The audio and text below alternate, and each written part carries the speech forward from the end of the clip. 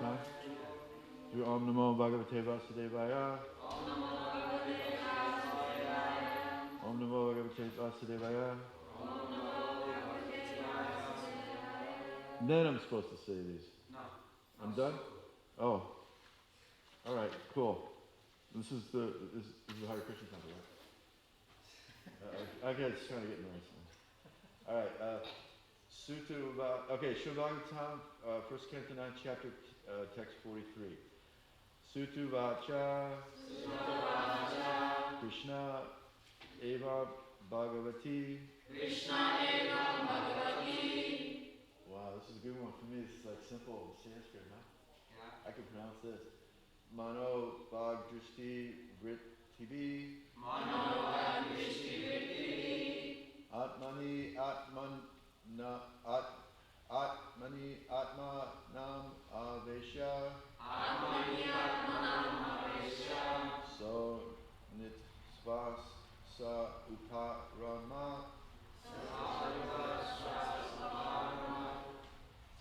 After a minute, I've been practicing Sanskrit. Can you just do it again a couple times? 3 times. Sutu Vacha. Krishna Evam Bhagavati. Manovag Drishti Vrit TV. Atmani Atmanam Avesha. So Nitpasva Sa Uparamat. Sutta Vacha. Krishna Evam Bhagavati. Manovag Drishti Vrit TV. Atmani Atmanam Avesha. So Nitva Sa Uparamat.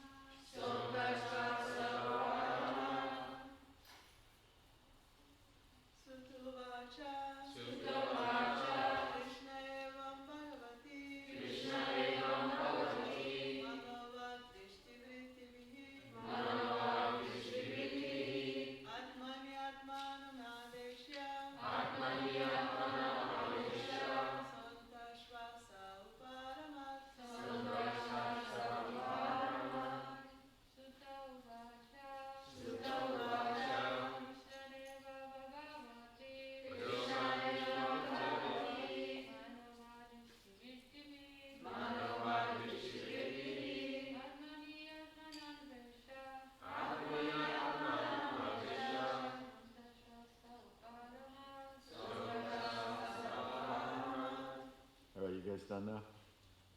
If you want, you can take off the mask. Okay. Hey, you know how we say, men, and we say, would any women like to chant? We say that? Well, anybody who doesn't identify with being a man or a woman, would they like to chant now too? Right? I just want to make sure we're up to date. Huh? We don't have men first and women first. Everybody can chant anytime. Okay. It's just, it happens that way. Any more men would like to chant? All right. Anyway, I didn't see Shashi back. I was thinking I should be more serious. All right. Let's go. Oh, I gotta put my glasses back on. You chanted the first one. All right. I gotta say the words, right? What? Word for word? Yeah, I know. But then I figure, what the hell? I've already gotten so far. Oh, shoot. Anyway, this time I'll begin the class here for a while. Sutu Vacha. Suta Goswami said. Krishna, Lord Krishna, the Supreme Personality of Godhead. How can they spell it? Oh no, because this is a typo. Krishna, or is it? Is it in the word for word there? Krishna. Why do they do it that way? After that is arrow. Huh? He said, why is Krishna spelled with an E? Is it a typo or is it some grammar thing? It's a grammar thing. Oh, there's a story to that, I'm sure.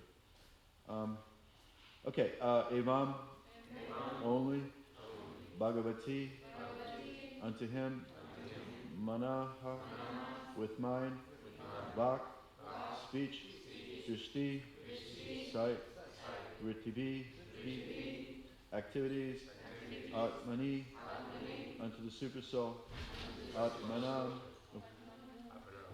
the living being, Avesha, having merged in, Sa, he, Antasvasa, inhaling, Uparamat, became Sa. Alright, since I've already.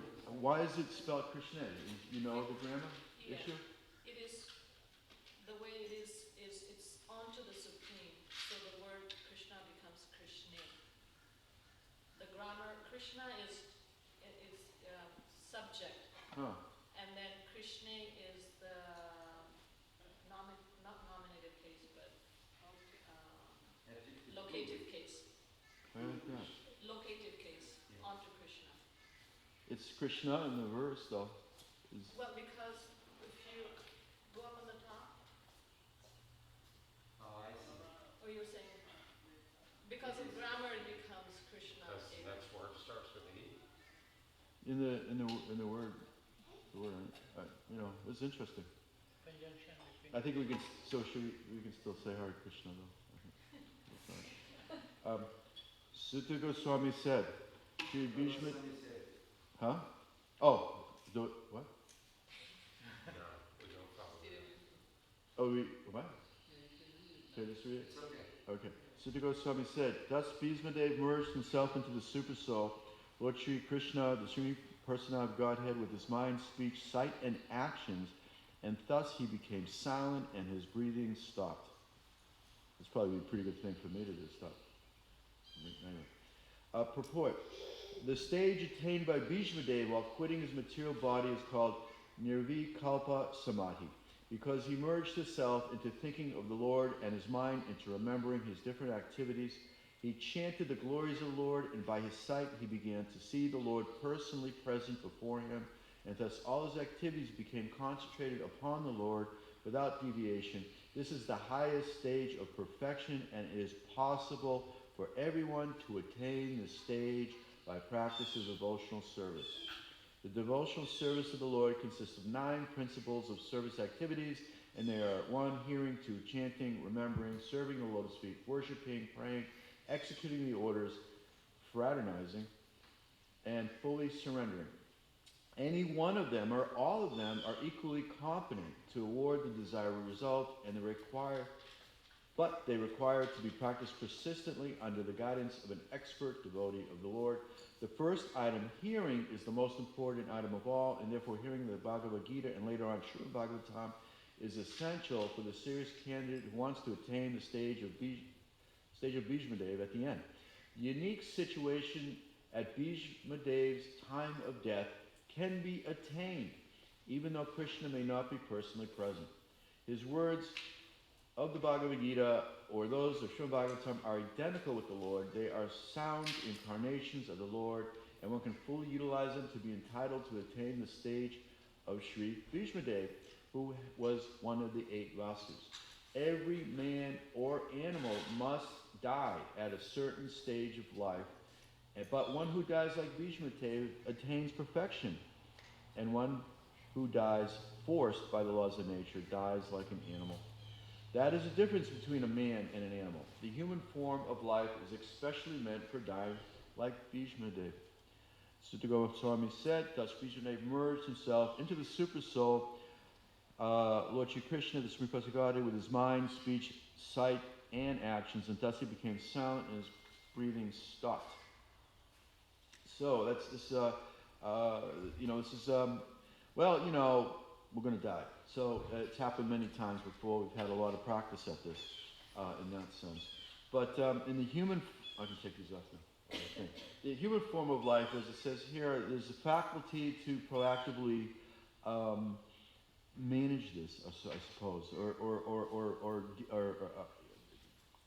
deal with it. We have that faculty to, what's the point? This is happening. What's it about? Sometimes it's said that to acknowledge one's death, or the possibility of death, or the temporality of existence. That's the first stage of philosophy, of being a philosopher, and the human form of life is particularly well suited for that. Though I will say, I think it's a quality of the self, of the soul, because I remember this is from the 70s, and it was a side story, but they were doing those. They were teaching that. This is a side story. That gorilla, Coco the gorilla, had a sign language, and the Coco the gorilla had a little pet cat. This is famous, named Ball. And then when the little baby cat, something happened to it, died, and then Coco gorilla was sign languaging how he missed the cat, and the cat died. So there was some acknowledgement. So it's the self, but it's not that the human form creates this proclivities. It's just that it's a facility. It helps to express it. It helps to explore it. It's particularly well designed for exploring these things. So why not take advantage of it? They say in the human form, we say in the Bhagavatam, there's 8,400,000 species, and I did a little research on this one. But Prabhupada in a conversation, we're not talking about modern categorizations of species or anything, but from the Puranic perspective, which is concerned about spiritual evolution and transmigration, facilitating the growth of the conditioned soul and its experience and the whole pastime of that. The human form is, out of 8 million categories from the Puranic perspective, that facilitates this evolution or expression of consciousness. There's 400,000 for the human beings. And then in this conversation, I guess was that the one, I think with Shama Sundar? And the devotees, maybe Bhakti Sudama is here, but they were talking about Darwin, I think, at the time. Anyways, it was one of those conversations, and I think that was the one. But, the species is not the same. What's with the human form? Is it different races? Is it different this? And one word that was thrown out was jata, classes or of human being. And actually, at one point, Prabhupada was saying, even two brothers, they could be considered different species or whatever you want to call it within this Puranic category, because this has to do with the consciousness of the human being, the faculties of consciousness. Has something to do with that. And anyway, so the thought comes to me, it's like, why is there so many for human beings within this type of categorization from the Puranic? Because there's so much faculty for expression of consciousness. That, sometimes we say, you can, in the human form, one could be even worse than the animals. You could be even more beastly than animals. We've seen that. People say how tough history is now, life is now. Go back to the 20th century. It wasn't that long ago, like World War II. People could be really beastly, and that's not all, folks. But life can get tough. We're basically living like a Hollywood dream compared to how life can go down. In recent history, look, we have it tough. It's always tough when it's your problem, but it can get tougher. Not that should be. Anyways. So be thankful. It could be worse. Somebody else could be. I could be giving even worse class than I'm giving. So Anyway, so let's suck it up here. So, all right, so Bhishmadev is going to quit his body. He chanted the glories of the Lord, and here's something interesting. He chanted the glories of the Lord, and by his sight he began to see the Lord personally present before him. But Krishna's there already, isn't he? Anyway, so it's interesting how it's being worded like this. It could be explored. But so it's encouraging. He's focusing, he's chanting, and Krishna's personally being present before him. Yet he's already there. So I don't know. Anyway, so for us, perhaps that's something hopeful. So this higher stage of perfection is possible by everyone to attain. And Bhishmadev, of course, is Mahajan, and Krishna's there, and Yudhishthira's there, and the Pandavas are there, and the whole GBC's there, and everybody's there. And and by chanting, somehow Krishna's preparing before him. So, and then it says that later on, this unique situation can be attained even though the Lord may not be personally present. I think that there's something hopeful to draw from this. By chant, then Prabhupada says, Krishna's present in the mantra. Krishna's present in the sound. He's in the Bhagavatam. So Krishna will be there for us. I assure you. Not that I can assure you of anything, but that would be the soundbite I would toss out at this point. But I think that's all right. I had an experience. I was doing Rath Yatra in D.C. I don't know if Shesha was present at the time, but maybe not. I think it was before that.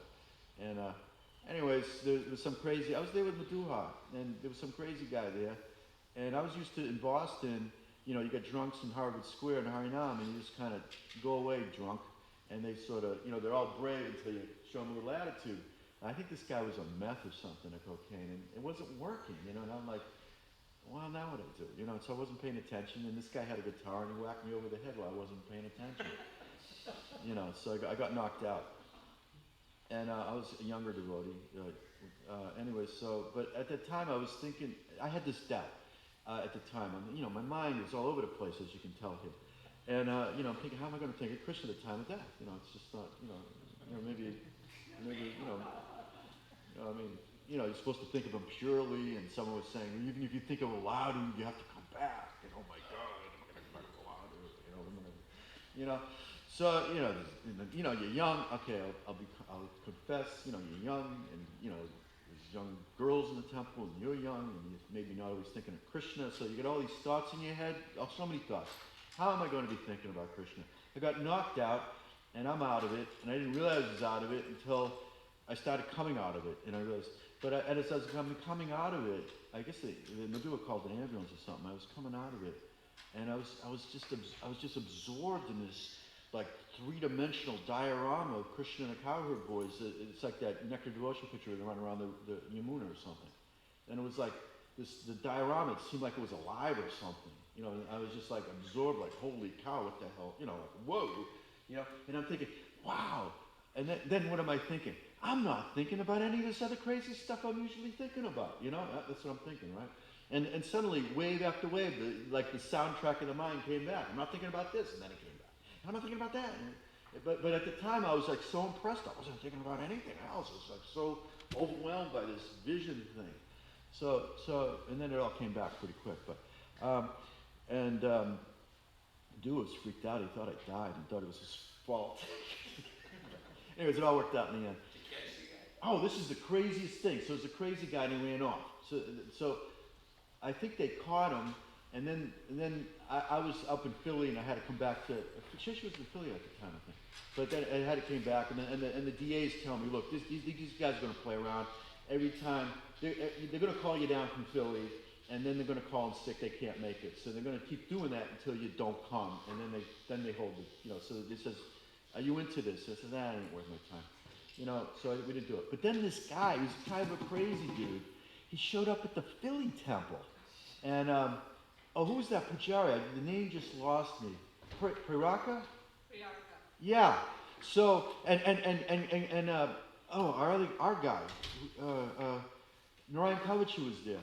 Anyway, so I was downstairs, and they got me. They says, look, I think we got the crazy guy. He was here. He's upstairs. And so they brought me upstairs, and Preraka was on top of it. Narayan Kavachi came out.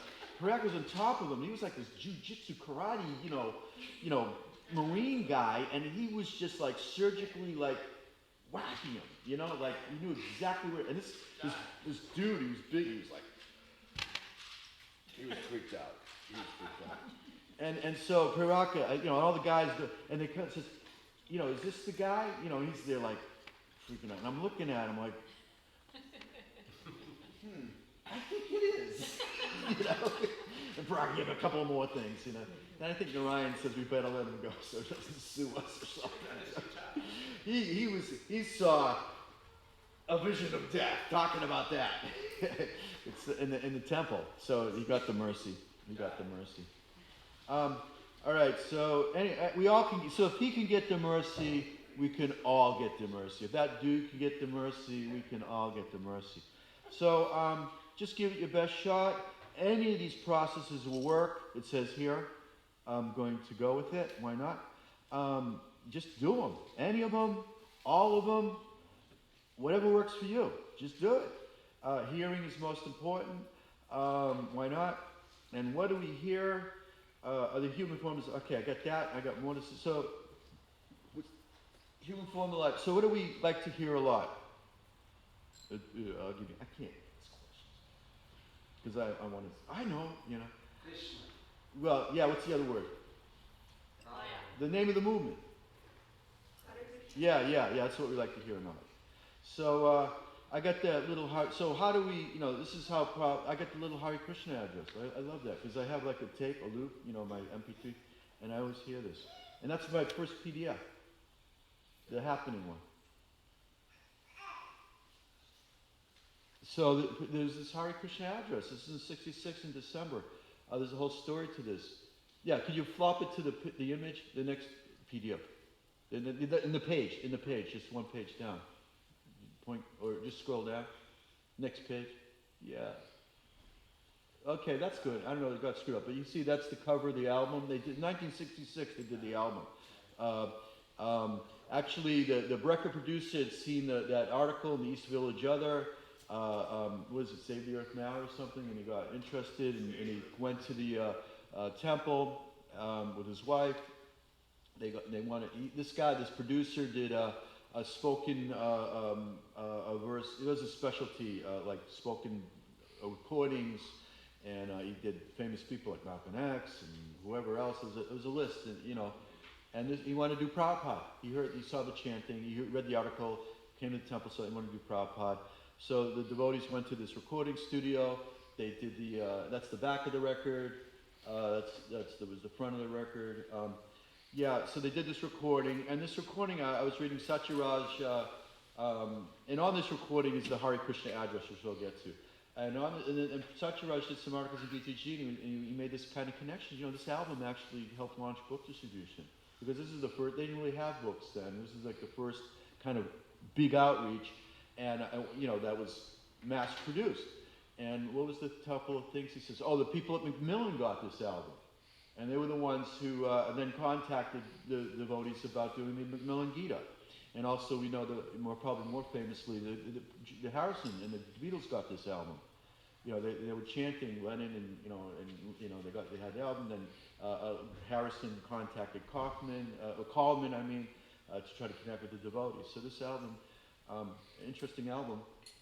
And in it, Prabhupada had this Hare Krishna address. So, you know, what's the most important? Hearing and chanting is Hare Krishna, I would suggest, and the evidence being that we tend to call this the Hare Krishna movement, and we do chant it a lot. So, explain the cover of the record album. Oh, so let's go to the text, if we can. The text part, the other one, not that one. We'll come into that. That's what we did this weekend. That's why I didn't prepare so much. Back to the text. Well, I prepared, but I didn't prepare as much as the Hare Krishna address text more. If you could. Yeah, with all the yellow on it. Happening? Yeah, thanks. Oh, you can't see it so good. But, all right, so one thing, so what are we doing? Self-realization, thinking of Krishna. So, in our present state, sometimes you think, this is an artificial imposition on my mind. I mean, because all this crazy stuff. But here Prabhupada says it's not an artificial position, but I'll go through it. We're reviving, but it's chanting Hare Krishna. This is supplying. We're reviving something that's natural to ourselves. Our Krishna consciousness is natural. This is the original. All living souls. We are originally Krishna conscious entities. So this is something we're reviving. We're purifying the heart so this thing manifests. So we can do this proactively in the human form. Maybe in other, because it's natural to the self, you can do it in any form. But with an animal form, okay, I have to confess, I got this little bunny rabbit because I got it for these kids, and I got Prabhupada playing in my place all the time. So this rabbit's, it's like, what bunny takes a birth and he has Prabhupada all day long? So, this isn't an ordinary bunny, I assure you. But passively, this bunny's here, and but as human beings, we can proactively do it. We can proactively do it. We have that faculty to do this proactively. But what I'm saying, it's natural to the self, and we have this faculty to proactively do it. As spirits that were originally Krishna conscious, through association, since time. So it's bound by time, our association with this material energy. Immemorial, you can't count it, but it is bound by time, apparently. It's now polluted, so it wasn't once polluted. It's now polluted by material atmosphere. But we can revive that natural condition. The illusion is called Maya, hard struggle. It's illusory struggle. It's not a real condition. I mean, it's a struggle, but it's not like imagination. Well, what is imagination? But it's just not the real condition. But it could be stopped by the revival of our Krishna consciousness.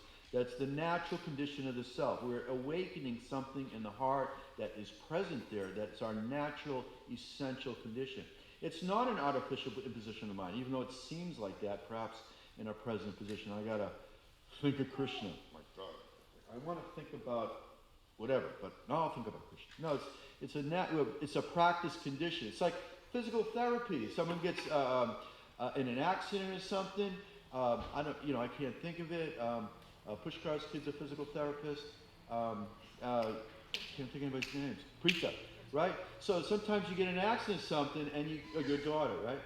Yeah. Sugata's daughter. It's like you can't use the muscle. It's like you can't use it. But then you have to go through all this therapy to practice using that muscle until, you can't use it. It's all, I don't even want to think about the kind of accidents people have. But, you have to go to this therapy just to get it back to its natural condition, and it can be painful, So it may seem like that, and you might be thinking like, I don't want to do this, it's too hard. And then the therapist makes you do it and coaches you through it to get you back to that natural condition. So in some sense it's like that. But the natural condition is to move it, So our natural condition is Krishna consciousness. So by hearing it, it's revived, chanting Hare Krishna, this Hare Krishna is directly enacted from the spiritual platform. So I know there's all kinds of analysis, the pure chanting, this and that. So the chanting itself is pure, I would suggest, and this verse seems to support, because it's directly enacted from the spiritual, it has its own autonomy. The question is, how much are we receptive to that? So how much is our heart opening to receive the signal, if you will? But we don't have to worry about the mantra. The mantra's doing quite fine. It's the incarnation of Krishna. It's how much our heart is open to receiving it, I think, is the thing. And then we say, it's good to hear. Prabhupada says it in here. It's more effective hearing from the pure devotee because his heart's already, or her, the heart's already open in the expression. So they're fully.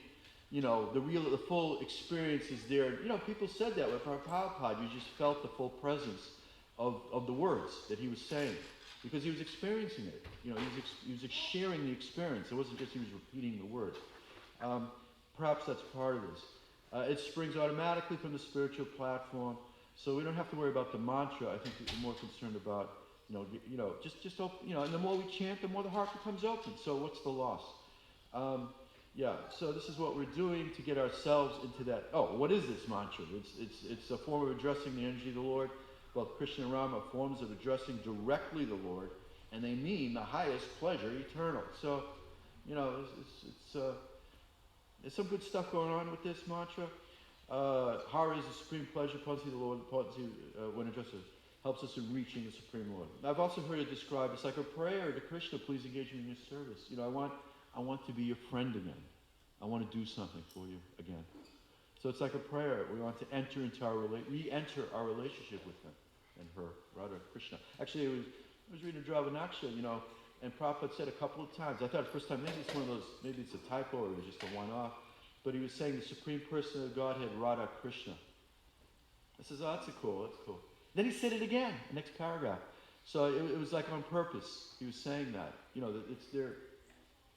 A lot you can deconstruct from that. That doesn't sound like a good word, but there's a lot of there's a lot to consider, that meditate on as you chant, I suppose. All right, so the 3 words, Hare Krishna Rama, are transcendental seeds of the Mahamantra. The chanting is a spiritual call to the Lord and his eternal energy, hurrah, for giving protection to the Krishna soul.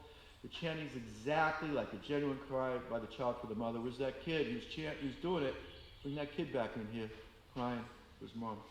She's just here, right? All right. Mother Hara helps in achieving the grace of the Supreme Father, Hari, or Krishna, and the Lord of such a sincere devotee. Oh, here was the other thing. That's why I put this. I think that's good for me before I get in more trouble. No other means. We should do this. Spiritualize the effect of this age is chanting the Hare Krishna Mahamantra. Hare Krishna, Krishna, Krishna, Hare Hare Rama, Hare Rama, Rama Rama, Hare Hare. All right. So another thing about this album, and that's why I put the drum here. The night before they went to do the recording is when somebody showed up at 26nd Ave with a mridanga. That was the first time they had a mridanga. Just appeared, the night before the recording.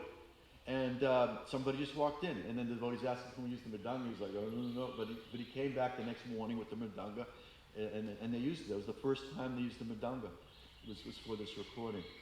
And then the Brihat Mridanga, because it helped inspire the Gita, and it helped get the, George and the Beatles involved, which is so influential for that generation. And they're still in the ether as cultural influence. And what was the other thing? Oh, and then that night, or was the next day, I was reading the news. That's when Prabhupada got a letter from Mukunda Prabhu at the time, and his wife Janaki, I think. They were out in San Francisco, floating around. I don't know the whole story. But they sent Prabhupada a letter, and Prabhupada received it, and they told him, we're out here in San Francisco, and it's happening, the gathering of the tribes. You've got to come out here. And that's when it sort of got the bug in everybody's head that, this thing has the potential to go everywhere. It's not just a little New York. Because, you're in New York and just getting started. Like a little kid, and I'm here, and, mom and dad and Prabhupada. And this is reality, but, it was this dawning that there's this bigger world, of Krishna consciousness that we're going to explore. All right, speaking of bigger worlds, you want to put that back to the thing up? The brochure, the program, I guess. So we had this little thing this weekend. Bhakti Institute of Higher Studies, this thing we're doing here. We had a little workshop, and we had to do it on Zoom, which is interesting. And we had people from all over the world. You want to scroll down a little bit? This is the house, Mount Vernon. This is here in Gainesville. Somehow Brahma and Hiramaj bought this thing. Hiramaj, I don't know the whole story. He had some money from family or something, and he had to buy real estate. And Brahma, they bought this house, and they're going to use it for functions, and they're going to use it for the BIHS or other things. It's like a nice stately house down by the Duck Pond, so you can use it. I think the U.S. president once lived there. At least that's the story we're saying. So it's a nice little stately house, and so we had it there. It wasn't much here because it's bought it, but there was only a few of us zooming, but we featured it in the brochure, so we can scroll down. So, anyways, we can pass this around, but Brahma gave a little message. So this was about 5th canto stuff, and the thing is, right now there's so many devotees. We can go to the program perhaps a bit. You can scroll through it a little bit. This is some of the things we're talking about. Go to the next page. And here, right there. Yeah. So we have all these, like Rishi Raj, spoke, and this Pavan. I can't see. Pavaneshwar. Yeah, he's working with Danavir Maharsh's materials. He's and different people who are doing. The thing is, at this stage, someone spoke about Radha Mohan. He does a lot of videos. He's like the public relations director, but Meander did some stuff. Krishna Satin talked about this historical model. I can't get into details, but for 1,000 years they had models and Jyoti, a lot, we sort of the gathering of the tribes. At this stage in our unfolding, there's a lot of different people doing research, and so we're trying to create a sangha because they're all studying the same topic. It's like an academic conference where you share your research and you develop a discourse and a dialogue in friendships and relationships. This conversation, our own discourse, so we're trying to develop that community of scholars. So it was very successful that way. It seemed everybody seemed to want to do more, and there's value in it because you're doing your research and you want to share it. And also, there's different approaches. There could be a bit of a blind man and the elephant phenomena going on here. I mean, Sthidhi Goswami says in the introduction to Fifth Canto Cosmology, nobody understands it perfectly, not even Brahma. I mean, because how can you? It's unlimited. Krishna's material energy is unlimited. Krishna himself doesn't understand it perfectly because his ability to understand everything perfectly is an eternal competition with his ability to create more and more stuff to understand. So it's not like it's some static Aristotelian Greek thing where you just get to a certain point and you buzz off it. That's it. We're there. It's ongoing. It's over. We say devotional service. Not like you get there and that's it. I'm there. I'm here. I'm cool. Now I can relax. No, well, you can relax, I suppose, but it's dynamic. It's unfolding. It's ever increasing. It's alive, if you will. Anyway, unlimited things to research. So it was nice. This gathering of the tribes, very cool. And we did that. You can flip through, all over the world we came in. Australia, India, Russia, Ukraine, California, another foreign country, and Gainesville here. So we did this. Here's some of the different abstracts. So we can, and then, that can be passed out. But if you want to go to my presentation real quick, that would be the other PDF. I should launch. I'll do this real quick. I did this thing on Jyoti Veda, the whole legacy of the Jyoti Shastras, the Sri Siddhanta, I guess we're out of time, but, Akanditi got me into this. We have a little team working on this book. The tentative title is A Flat Book on a Round Globe, So we're discussing, perspectives of, how do you understand the earth? And because there's a big discourse, and we're going to try to fill it with some substance, at least scholarly substance. I'll leave it there for now. There's been a lot of discourse about perceptions of the earth and space and time. And the thing that came up, and Sadaputa put this, I'll leave it there. So these Jyoti Veda people doing the astronomical, mathematical astronomy to predict, this is a good time for sacrifice, this is not, and this is very integral to Vedic culture. It's not like this is some sideshow. Here's this verse. The Vedas are indeed, go back to that one you just had. They are indeed revealed, go back to that one again. Yeah, don't touch it. Go back to that one again. Leave it alone. Please, thank you. The Vedas are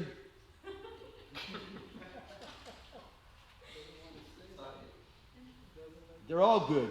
Anyway, so this verse is from the Briyat Samhita, whatever the verse, Jyoti Veda. This is why I need PowerPoint, because I can't even remember what the hell I'm talking, excuse me, what I'm talking about. Whatever the Patala Loka I'm talking about, this is, scholars date this either 3,500 years old to, 2,000, I mean, they have their way, so, they're a little cynical or whatever you want to look at from an internalist perspective, but they give this as a very ancient, anyway, so it's saying that basically Jyoti Veda is, this calculating time is essential, this astronomy, mathematical, because to do sacrifice, which is so integral to Vedic culture, stop that.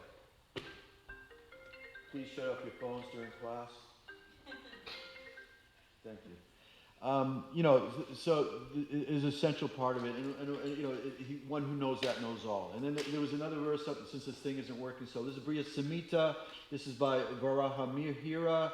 This was we date this about 500 or so, and this is the height of historical Vedic culture. The Gupta dynasty, everything was purely Hindu, blah blah blah. Without getting into it, no Americans, no Brits, no Muslims, no people from Turkestan or whatever.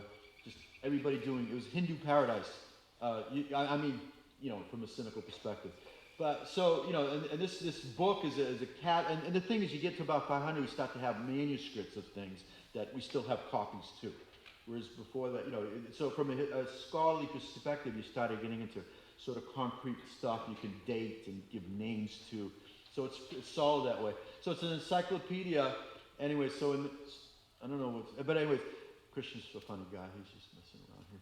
So, and again, it was more verses about the importance of this role of these people within the culture. There was another thing up there about, these are the people who developed the Hindu-Arabic numerals, the 1, 2, 3, 4, as we did, that is so integral to develop a modern science, the modern world, because with that kind of number system as opposed to Roman numerals, you start to get into advanced mathematics. So this is what came out of that tradition, and that quote was from, this is like 650. I mean, in the ancient world, they knew it. These things were discussed, and there's this whole scholarship. So the point is, you have this mathematical astronomical tradition integral to the culture, and you also have a Purana cosmology, and that doesn't seem to conform to observable data in the same way that this mathematical astronomy can. And it's not like this is a problem of modern science, which is what the original Sthidhi quote from Vedic astronomy and cosmography in the 80s. He did some seminars, and this is not modern science versus the Puranas. This was known within the culture in its own authentic context. This dynamism, and there was debates and discussions. How do you reconcile the two? If we can keep going a little bit, Aryabhata, Brahmagupta. I just brought up some examples of these peoples, and of course Bhaskaracharya, and there was another person. Those three particularly are known as figures in the history, the global history of math and science, math and astronomy. So it's not like when you study how these sciences develop in human time and space. Oh, we have a few Hindu friends over here. Some of my best friends are Hindu mathematicians. These people are central. There's a quote from Brahmagupta here. George Sarton, he was one of the leading founders of the modern history. He was a leading mathematician of his age. So these are 800. These are huge canonical figures in the globe. They're not just Hindu artifacts, and yet they're also these Jyotisha, Jyoti pundits, whatever you want to call them, Jyotishas. Bhaskaracharya, if we can get it, as we know. Oh, and they're all talking about the sphere of the earth as a globe in their works. Here's one. It was a commentator on Bhaskaracharya. He says the mathematician. So, and the roundness is determined by those who have destroyed contrary opinions. So sometimes it was a very real perception. And if we can lock in another few down further, eclipses. Go back. One back. So, he was commenting on Brahmagupta. There was a one verse, solar and lunar eclipses are not caused by Rahu. And then a few verses later, Rahu, which stands there, covers the sun and the moon. So he's acknowledging both traditions. And if we can get the next one, so that would be Brahmagupta about 600 or so. And then Pritudaka Swami, he's about 800 or so. And he's giving a commentary on this, and it sounds almost post-modern. The statements of the Shastras are, these Shastras, intend to explain the results of eclipses. Whoever causes the defectiveness of the sun and the moon, that is Rahu for them. There's another one. Whoever swallows the luminary, that is also Rahu for them. So, however, while the true eclipser is not known. Anyways, my point is, these debates were discussed within this context. I'm not giving a definitive analysis of what this means. So while these, so maybe within this context of our discussion, we're not, still the mathematical astronomy works. It's integral to Vedic culture to predict time and place for astrology, for sacrifice, and I'll wrap it up. So these debates were there. Oh, and Bhaktisiddhanta commented on Bhaskaracharya. We have translations of Bhaktisiddhanta's commentary of translations of Bhaskaracharya and things that he said about him. The next slide, if you can get it, this is Bhaktisiddhanta Maharaj before he established the Gaudiya Math. He was doing this. He established a school in this stuff. Bhaskaracharya is the undisputed leader. Anyways, it's a serious part of this culture. These debates were integral to this culture, and it's not new. And one debate. Anyways, we're out of time, but there's a lot to. Gyanaraj was somebody. Time of Lord Chaitanya. He's revisiting this debate within he was a Vaishnav by all appearances, and he's revisiting these debates, how to reconcile the two, because it's been going on for thousands of years, how they negotiate it. And he's reopening, he published a new Siddhanta, like a canonical text in this tradition, where he's revisiting these issues, giving more weight to the Puranas, how to give both of them authenticity and autonomy and their own integrity in a way that they synthesize, or they're reconcilable. And after him, he published this book the same year Lord Chaitanya took initiation from Ishvara Puri. This is how we credit it, and started the Bhakti movement. So interesting coincidence. And anyway, so there's a lot going on. If we get to the last slide, so it suggests that a concept of time and space. This is Sariputta. So these apparent contradictions, this is his, can be resolved by developing a proper understanding of the nature of space, time, and matter, as described in the Srimad Bhagavatam, and a corresponding understanding of the Vedic approach to describing and thinking about reality. Sariputta had criticized some of these Jyotishas maybe locking in, before Jnanaraj in particular, locking too much into three-dimensional space as the definitive, and then, bringing in Purana stuff where it fit. But, Jnanaraj revisited that, but anyways, there's some concept of time and space which could be a little bit of a stretch to our present comfort zone when these things are being discussed. Particularly when you have, considering the relationship between these Puranic descriptions of cosmology and the time and space that you can quantify, that was also integral to this culture. And it was well known that there were distinctions between the two throughout our recorded history of this tradition. So it suggests that there's quite a lot to explore on a scholarly level moving forward on this topic. But I will say this, the idea of perceiving the earth as a globe, it could be anything. I mean, I'm dead, I'm gone, goodbye earth, I'm out of here. It's really not a central issue to me. But, in that sense, within the authentic tradition, the concept of the earth as a globe, as well as the concept of the Bhumandala, were both well known. It's not a modern introduction at all. It wasn't Copernicus, it wasn't Kepler, it wasn't the British. They knew all the issues. And so, in one sense, what we are doing is revisiting and revitalizing a tradition that was already integral to the culture. How to understand these things and make them relevant. So I'll end with that. That's very nice. Yeah. Wow. So anyways, then other people gave their talks. So we're churning this. And also there's different points of view. That's good. Because even if the other guys are all dumb, as compared to whatever I have to say, I guess it's conditioned souls, or at least I'm projecting. I got brilliant stuff. And okay, maybe they're okay too. But even if, you don't agree with someone else, sometimes, there's a saying, a bad sermon is the best sermon because it makes you think, why is that so bad? What do I think? How would I explain it better? So even if it's, the exchange of ideas has this powerful, a positive effect, or it can be if taken properly. So it's good to share these ideas.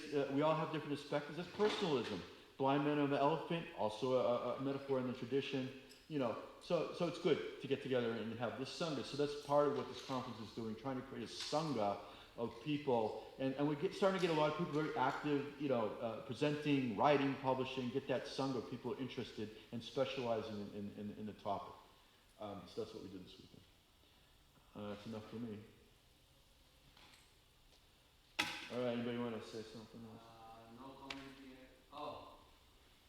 Mother Vishnu, please ask the speaker to put the microphone closer to his mouth. Okay, sure. Here you go. We're done.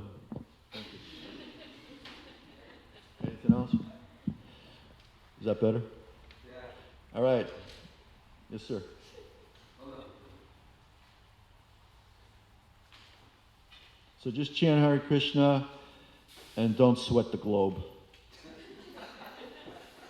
I didn't catch it. Did you say that there was this conference or whatever that just occurred? Yeah, well, it was, in this one, we're trying to get these people who are already doing research, so it's kind of closed, I guess, because we're trying to get all these people doing research very active, get to know each other and share their research. And the idea is that will be a foundation for a bigger conference where we can open it up. What's going on right now, or finished up, or? It was this past weekend. I mean, I can give you some of the materials if you want to look at it. And we'll maybe produce some videos and articles out of it. You mentioned Rishi Raj. He was there. Ashish Devala. Yep, he was there. He appeared. And also Vrindavan Priya, who does a lot of seminars based on Rishi Raj's work. He also presented. This other crew who's very engaged with Dhanavir Maharaj's work, they also presented. That's another active camp, or if you want to call it that, or group. And they have an approach, and of course we had some of our Sada, Prishni and Radha Mohan was, some people and Murali and others. So there's different approaches, and everybody was there, meeting of the tribes, if you will, and discussing. Do you think that within ISKCON there will be work to close what I see as a big gap between the scholarly, academic take on things and things being science, things like the hard sciences, biology, physics, evolution, Big Bang, closing this gap between working on why is there such a big difference between the scholarly, academic viewpoint and the literal interpretation of. Well, in the first place, there's not like one scholarly viewpoint of anything, and nor there's one appreciation of the Bhagavatam or what these verses mean. Because there's no one scholarly viewpoint, and there's no one devotional definitive, because there's levels of realization, and there's different ways to, perspectives to engage. It's like, how do we understand the mridanga? Well, it's fiberglass, it's this, it's that. There's so many ways to look at the mridanga. You can play it like this, you can play it like that, this kind of music. There's so many, you can go endless with anything. So why not this, which is the whole cosmos? So, if one is interested in doing that, then you engage in devotional service.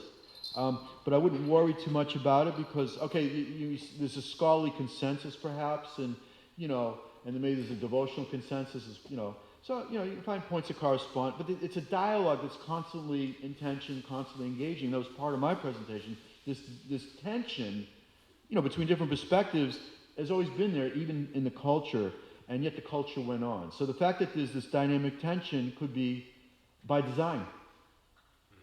So, at least within the, maybe there's a reason for it. Because the culture itself emphasizes the Jyotisha tradition, which is very much about mathematical astronomy, which is what they do now. In the Jyotisha tradition, it was geocentric, but then everything was geocentric. Actually, in modern astronomy, it's still geocentric. We're on the Earth. The universe is out there. For us, the Earth's the center of our perspective. And we'll flip that around. In the modern contemporary concept, there is no center. It's not like, the sun's the center of anything, or even the Milky Way is, So anyway, blah, blah, blah. It's endless. So if one wants to explore these two traditions and find to find correspondence and dialogue, why not? And what's the point of that is we're trying to open up avenues of discourse for people to enter into devotional service. You know what I mean? It's like you're sitting at the Sunday feast, which I never do, and talk to new people, where you at, where you coming from, and then you try to find points of correspondence to give them something to hold on to come forward and enter into the bhakti. Oh, you like to eat French fries? Well, we make the best French fries, or whatever the issue is, you know what I mean? And why don't you come and we'll cook some French fries and offer Krishna, or whatever, whatever it is. I don't know how to preach. But, so this is like a little bit on the intellectual platform. Maybe it's a little bit some additional complexity than maybe which kind of peanut oil or ghee you're using for the French fry, the potatoes, whatever. But it's the same principle. So we're just finding ways to invite people into a comfort level so they would like to move forward on their own initiative ultimately into the devotional activities. So I think that's the real essence of the exercise. But, there's always difference of opinions. Krishna gives that facility and la-di-da. Okay, if you want to make it simple, we're right and they're wrong. Who cares what they think? Right? So that's cool. But on the other hand, there's okay, this is a fitting topic for a muni. That's my shtick, man. You got it. Whoever said that, they got it. Figured out. Oh, okay. That's the deal. Well, he knows me well. We used to be roommates in Boston. Is that Madhava? Everybody knows the Well, he got a little extra bliss, let me tell you something.